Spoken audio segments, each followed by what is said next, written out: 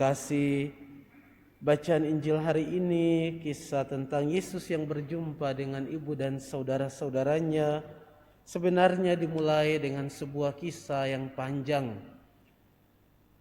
Bacaan Injil hari ini dimulai dengan kisah Yesus mengajarkan para murid tentang perumpamaan tentang seorang penabur, di mana Yesus mengingatkan bahwa hati yang terbuka untuk mendengarkan dan melaksanakan sabda Allah ibarat tanah yang subur, di mana tumbuhan itu akan menghasilkan buah yang berlipat ganda.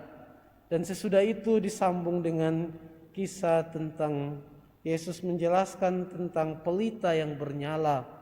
Orang yang seperti tanah yang subur menghasilkan buah akan bercahaya seperti pelita yang menerangi orang lain.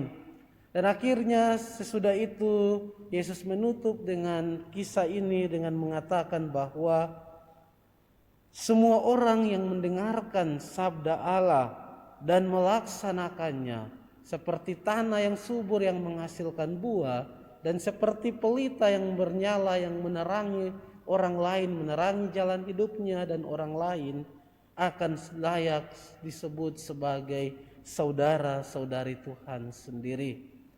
Maka sabda Tuhan hari ini mengingatkan kita semua agar kita senantiasa menjadi tanah yang subur dan pelita yang bernyala, supaya kita pantas dan layak untuk disebut sebagai murid-murid Tuhan.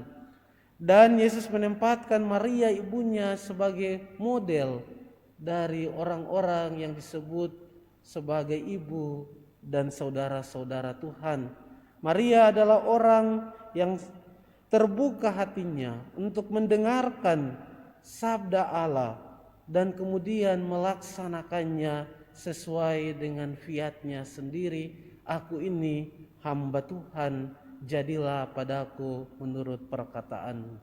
Maka ia benar-benar layak disebut sebagai bunda dari Tuhan sendiri, ibu dari Tuhan sendiri.